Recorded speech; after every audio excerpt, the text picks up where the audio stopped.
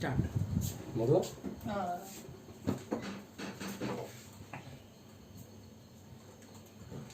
अर्थ का मोशन हम लोग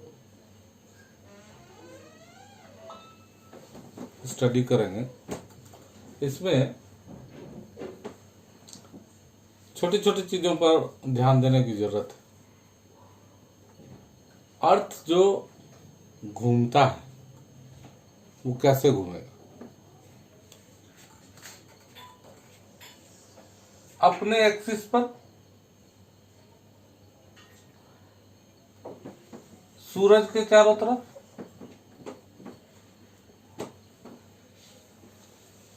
उसके बाद ये सोलर सिस्टम में जो घूमना हुआ।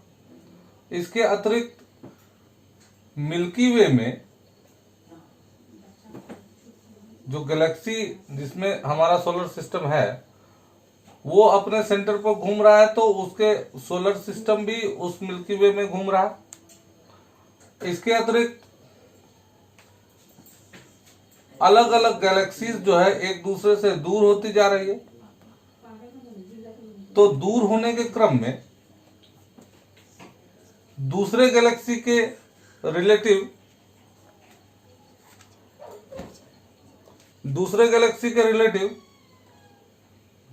अपनी गैलेक्सी घूम रही है। आप जानते हैं कि रेड शिफ्ट की रफ्तार से जो है सो ये एक दूसरे से अलग हो रही है।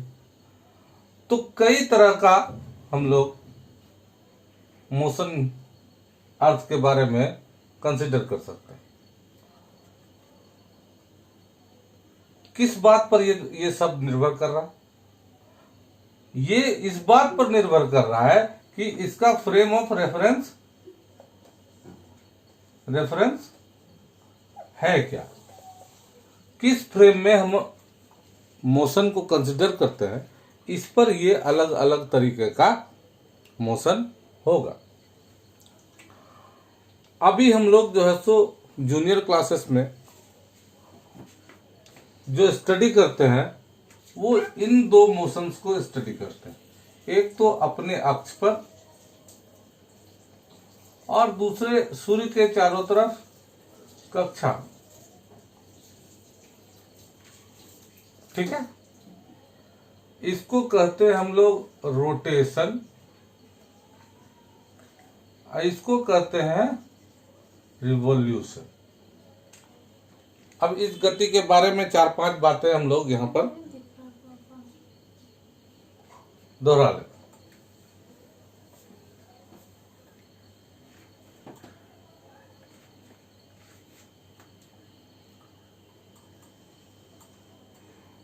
सबसे पहली बात,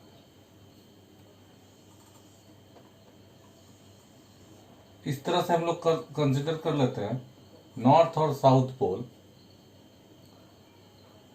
तो इस तरफ वेस्ट होगा, इस तरफ ईस्ट होगा।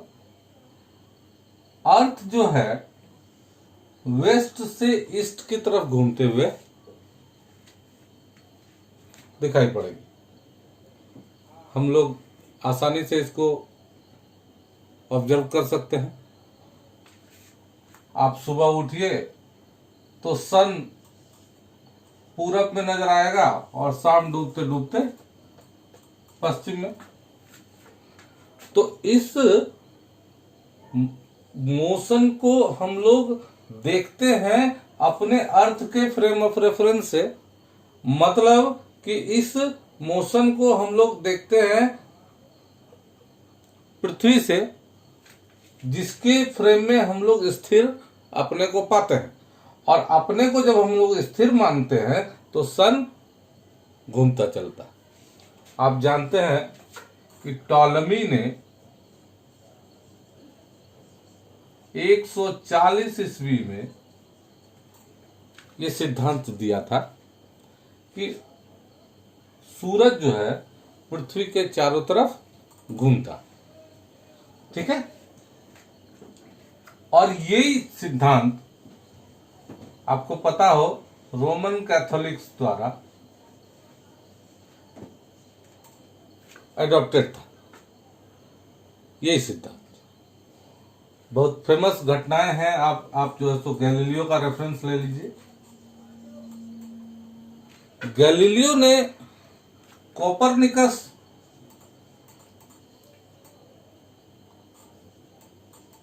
के कॉन्सेप्ट को इस्तेमाल करते हुए पहली बार ये बताने का प्रयास किया कि सूरज नहीं बल्कि पृथ्वी सूरज के चारों तरफ घूमती। सन अर्थ। तो ये पहली बार जो है सो हम लोग को देखने को मिलता है। लेकिन आपको ये भी पता होगा कि इस चीज के लिए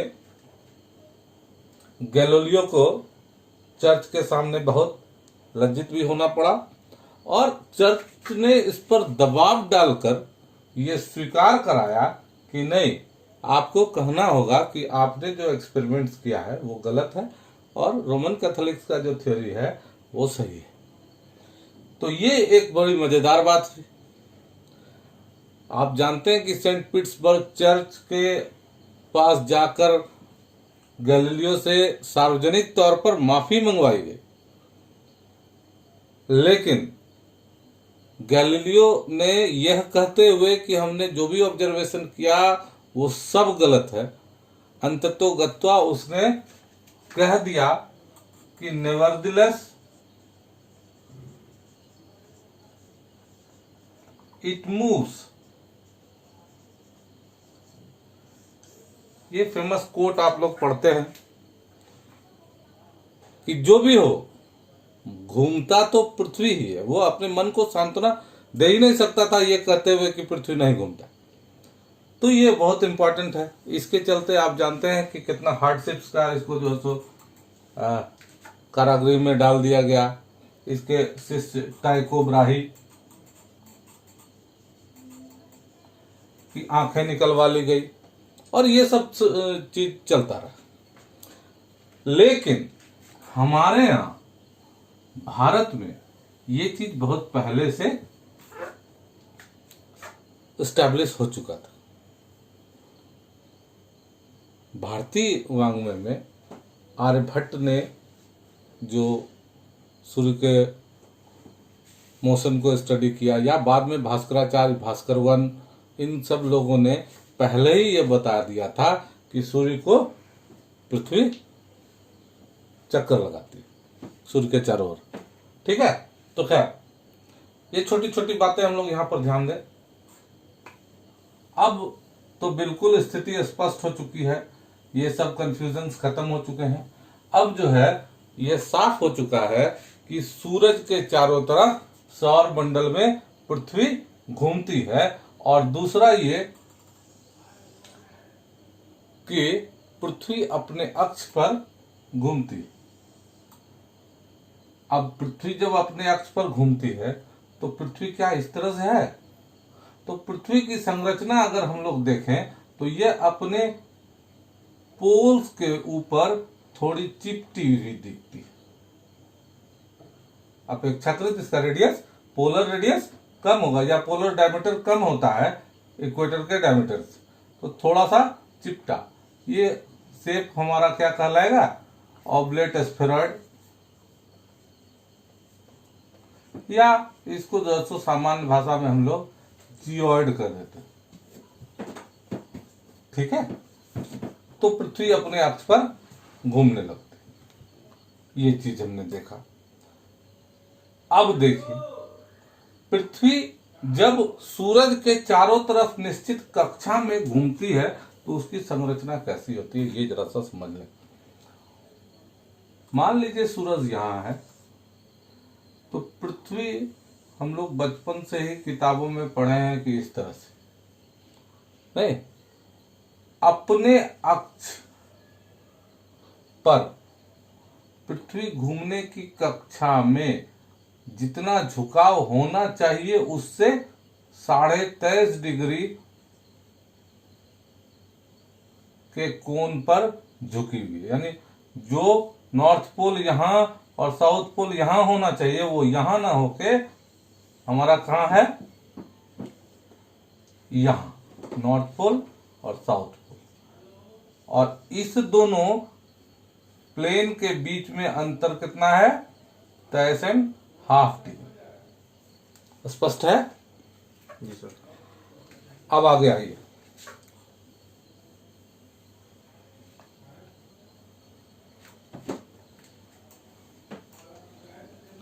अब आगे आते हैं। सहूलियत के लिए हम लोग इस तरह से चित्र बना लेते हैं। अगर हम लोग केपलर के नियम को देखें तो केपलर के हिसाब से कोई भी प्लैनेट सूरज के चारों तरफ एलिप्टिकल ऑर्बिट में चक्कर लगाता है, तो वैसी स्थिति में क्या होगा कि सूर्य कहां पर होगा, इस बात का स्पष्टीकरण दिया था केपलर ने। तो सूर्य का यहां पर होगा? बिल्कुल नहीं। केपलर ने कहा कि सूर्य इनमें से एक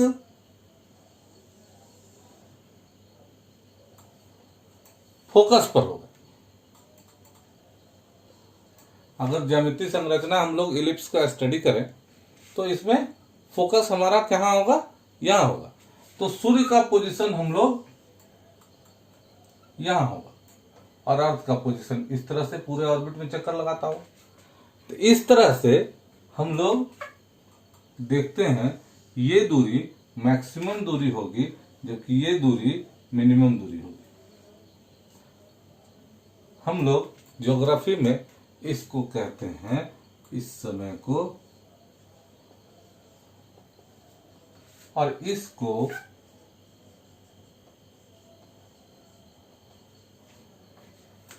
ठीक है, हिंदी में इसको कहें उपसौर। एपेलियन को हिंदी में उपसौर, अपेरिहेलियन को हिंदी में अपसौर, या कुछ जगहों पर सूर्योच्च लिखा हुआ भी मिलता है। ठीक है। तो सोलर सिस्टम में हम लोग जब अर्थ का मूवमेंट देखते हैं तो कैसे होगा कि वह एलिप्टिकल ऑर्बिट में होगा और उसकी जो निकटस्थ दूरी होगी वह एपिलियन कहलाएगी, और जो मैक्सिमम डिस्टेंस होगा उसको हम लोग पेरिहेलियन कहेंगे। आगे बढ़े। अब देखें कि ऋतु परिवर्तन इसमें कैसे होता है। हम लोग सूरज को यहां कर लें और अब हमारा जरूरत क्या है, यहां पर सूरज से सिर्फ प्रकाश का। अगर हमारा इस तरह का ऑर्बिट है, सिंप्लीफिकेशन के लिए हम लोग रख लें तो यहां पर इसका झुकाव होगा 23.5, यहां पर भी 23.5, यहां पर भी 23.5, यहां पर भी 23.5। इस तरह से हम लोग पहले ये कंसिडर कर लें। ये हमने खींच दिया विषुवत रेखा हर जगह पर। विषुवत रेखा का पोजीशन ये रहेगा। अब अगर सूर्य को बीच में मान लिया जाए तो इस तरह से ये घूमेगा। तो देखिए सूर्य की सीधी किरण ये कहां पर जाकर पड़ेगी, यहां पर। और ये जो यहां से यहां तक की अक्षांशीय दूरी कितनी होगी, उतनी ही जितना कि इसका झुकाव रहा होगा। यानी ये 23.5 डिग्री झुकाव पर होगा। वो कहां? दक्षिणी गोलार्ध में। उसी तरह से यहां इसका मैक्सिमम जो है सो कहां तक जाएगा? 23.5 डिग्री उत्तरी गोलार्ध। जबकि इस दोनों पोजीशन पर क्या होगा, ये झुकाव इस तरह से झुकाव है तो ये इस तरह से ऊपर जाएगा या इस तरह से नीचे और ऊपर होगा। लेकिन इस पर जब होगा तो ये सीधी किरण एकदम से विषुवत रेखा पर पड़ सकेगी। ठीक है। 2 डायमेंशनल फोटोज में थोड़ा सा दिक्कत होता है। 3 डायमेंशनल में अगर हम लोग देखें तो इस तरह से झुकाव ये दक्षिणी गोलार्ध में पड़ रहा है। ये आएगा तो विषुवत रेखा पर सीधे, ये आएगा तो विषुवत रेखा जो कर्क रेखा पर सीधे, और इस जगह पर तो फिर जो है विषुवत रेखा पर सीधे पड़ेगा। तो सूरज की सीधी किरण कहां पड़ जाएगी? विषुवत रेखा पर यहां सीधे। अब इन दो पोजीशंस को हम लोग कहते हैं विषुव, इक्विनॉक्सेस।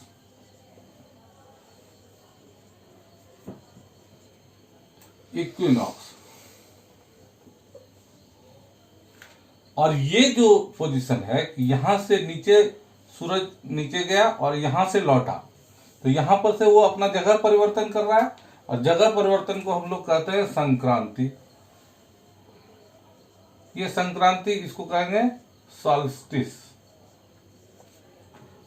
तो ये भी सॉल्स्टिस। स्पष्ट है? तो साल भर में 365 दिन में सूरज जब एक चक्कर लगाएगा तो उसमें 2 इक्विनॉक्सेस होंगे और 2 सॉल्स्टिस। ये दक्षिणी गोलार्ध में ये सीधे किरण पड़ेगी, ये उत्तरी गोलार्ध में सीधी किरण पड़ेगी। इसका डेट होता है, ये दक्षिणी गोलार्ध पर 23.5 डिग्री है, इसका मतलब है ये ट्रॉपिक ऑफ कैप्रिकॉर्न है। ठीक है, मतलब हिंदी में मकर रेखा। इस तिथि पर सूरज अपना पथ पे चलता जा रहा है, तो इसका जो है सो दिन भी लगभग फिक्स होगा।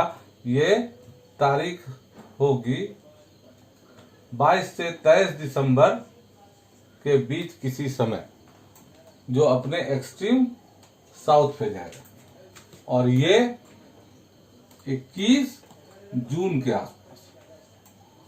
ठीक है, 21 जून को कर्क रेखा पर होगा ट्रॉपिक ऑफ कैंसर, जबकि 23 दिसंबर को ट्रॉपिक ऑफ कैप्रिकॉर्न पर। स्पष्ट है? अब यहां से ये तिथि क्या होगी?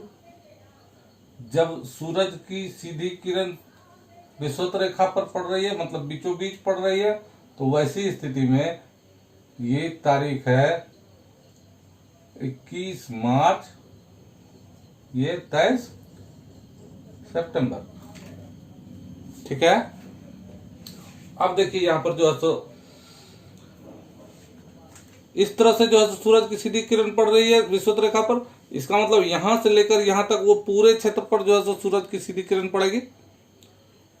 उसी तरह से उस जगह पर भी, तो यही वो दिन होगा जब पूरे विश्व में हर जगह पर 12 घंटे दिन और उतना ही समय रात।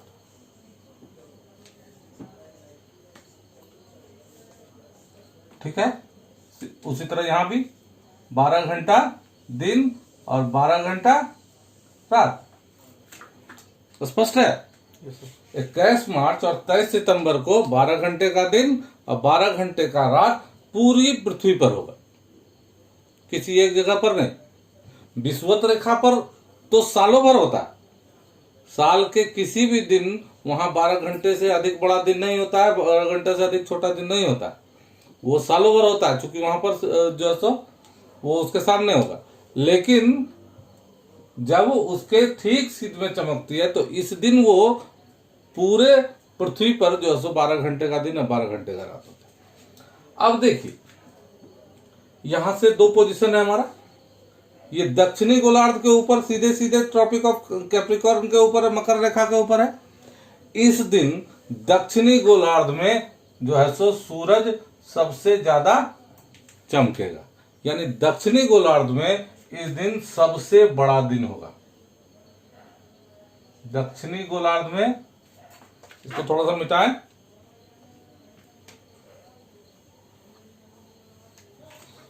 साउदर्न हेमिस्फीयर में दक्षिणी गोलार्ध में सबसे बड़ा दिन होगा और सबसे छोटी रात होगी। उसके उल्टे देखें, और जब दक्षिणी गोलार्ध में सबसे बड़ा दिन और सबसे छोटी रात होगी, तो उत्तरी गोलार्ध में क्या होने वाला है? सबसे छोटा दिन और सबसे बड़ी रात। ये ध्यान रखना कि दक्षिणी गोलार्ध में 23 दिसंबर सबसे बड़ा दिन होता है और सबसे छोटी रात होती है। ठीक है।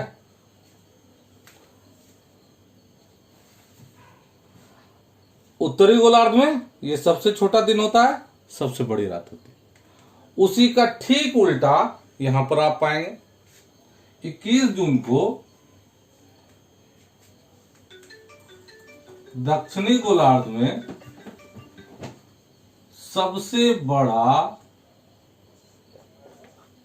रात, दक्षिणी गोलार्ध में सबसे बड़ी रात और सबसे छोटा दिन, जबकि उत्तरी गोलार्ध में उसका उल्टा, सबसे छोटी रात और सबसे बड़ा दिन हो जाए। ये स्थिति स्पष्ट है। तो किस दिन क्या होगा? अब हम लोग जो है सो पोजीशन क्या है हम लोग का नॉर्दर्न हेमिस्फीयर में, तो हम लोगों को क्या फॉलो होगा? ये दो। तो हमारे लिए सबसे बड़ा दिन साल भर का कौन सा होगा? 21 जून। और सबसे छोटा दिन कौन सा होगा? अक्सर जो है तो लोग इधर का उधर कर देते हैं, परीक्षा पे जब क्वेश्चन आवे तो इसको जो है तो गड़बड़ाइएगा मत। ठीक है।